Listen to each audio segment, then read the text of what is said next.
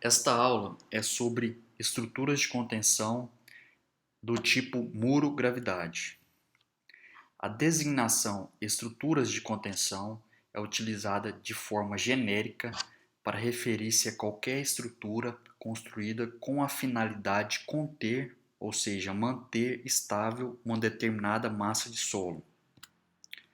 As estruturas de contenção podem ser classificadas como estruturas rígidas, que não apresentam deformações por flexão, e estruturas flexíveis, que já apresentam deformações por flexão.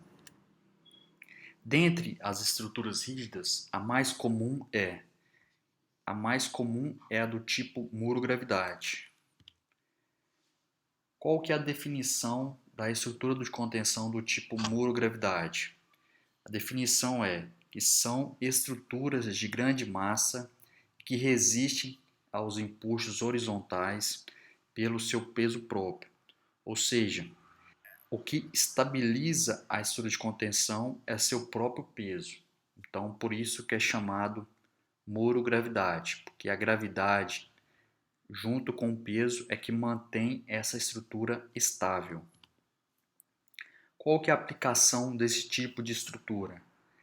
Esse tipo de estrutura são empregados para conter pequenos e médios desníveis, inferiores a 6 metros.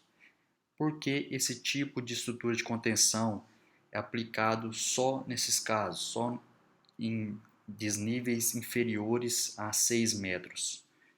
Porque quando você aumenta a altura do desnível a ser contido, você precisa também aumentar bastante aqui, ó, a base da estrutura.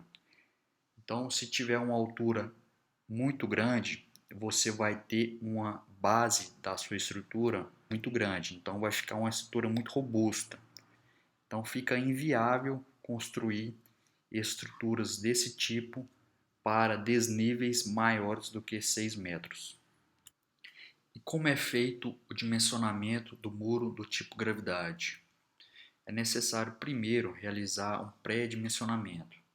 Então pode seguir esta recomendação aqui, que a largura do topo e a largura da base é função da altura de solo a ser contido.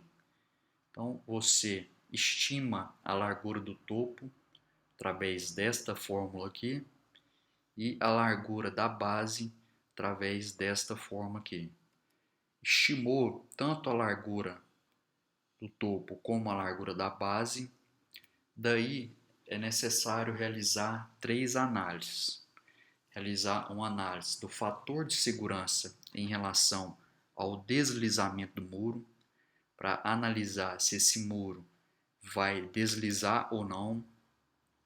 Fazer uma outra análise em relação ao tombamento do muro, para verificar se esse muro pode ocorrer um tombamento ou não, e também é necessário realizar uma análise em relação à capacidade de carga da fundação desse muro, para analisar se esse solo aqui ele vai suportar todo o peso desse muro. Na aula de hoje vamos verificar o fator de segurança em relação ao deslizamento, ou seja, é uma análise para identificar se é possível do muro deslizar ou não. Olha só, tem aqui este muro de arrimo e o solo que está contido, ele tende a provocar o deslocamento desse muro. O que impede esse deslocamento é o atrito que surge aqui na base do muro. Então aqui embaixo, na base do muro, tem uma força de atrito entre o solo e a estrutura do muro que impede que esse deslizamento ocorra.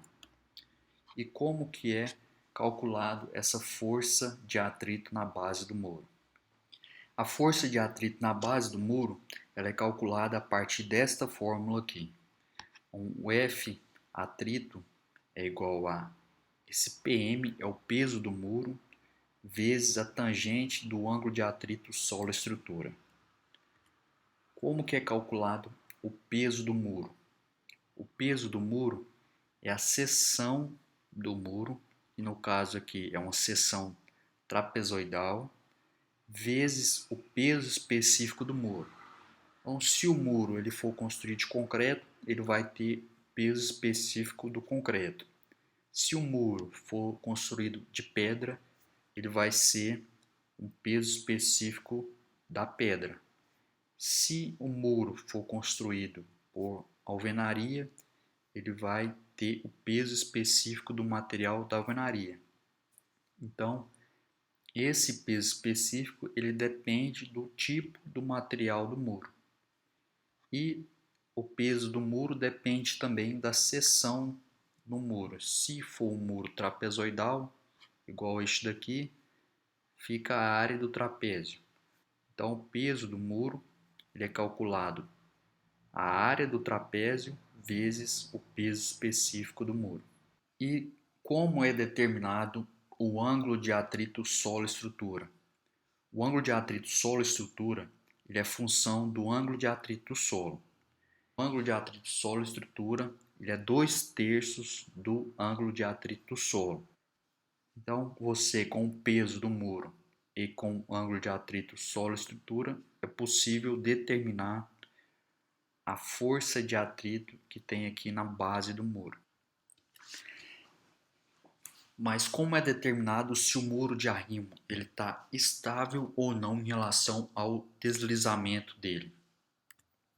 É necessário realizar uma análise das forças que atuam sobre esse muro de arrimo. Nesse caso específico aqui, está atuando duas forças. O empuxo do solo, que é uma força que provoca o deslizamento, e a força de atrito na base do muro, que impede que esse deslizamento ocorra. Ao analisar essas duas forças, se essa força ela for maior do que essa, o muro vai deslocar. Se essa força ela for maior do que essa, o muro não desloca. Então, basicamente, o fator de segurança em relação ao deslizamento analisa a magnitude dessas duas forças.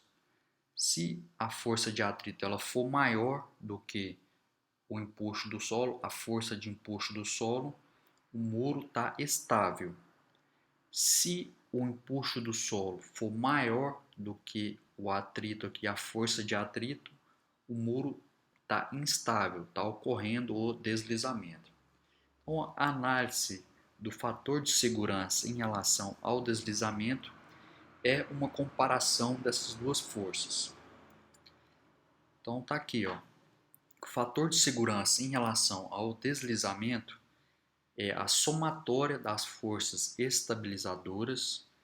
No caso aqui, o que estabiliza o muro é o atrito do solo com o muro aqui na base do muro, sobre a somatória das forças desestabilizadoras, que no caso é a força de empuxo, que provoca esse deslocamento aqui, esse deslizamento. Então, esta equação aqui, ela pode ser reescrita desta forma aqui, ó. Fator de segurança em relação ao deslizamento é o atrito na base do muro sobre o empuxo do solo. Esta razão ela precisa ser maior do que 1,5. Por que isso? O que quer dizer esse valor de 1,5? Quer dizer que a força de atrito ela é 1,5 vezes maior do que o empuxo do solo.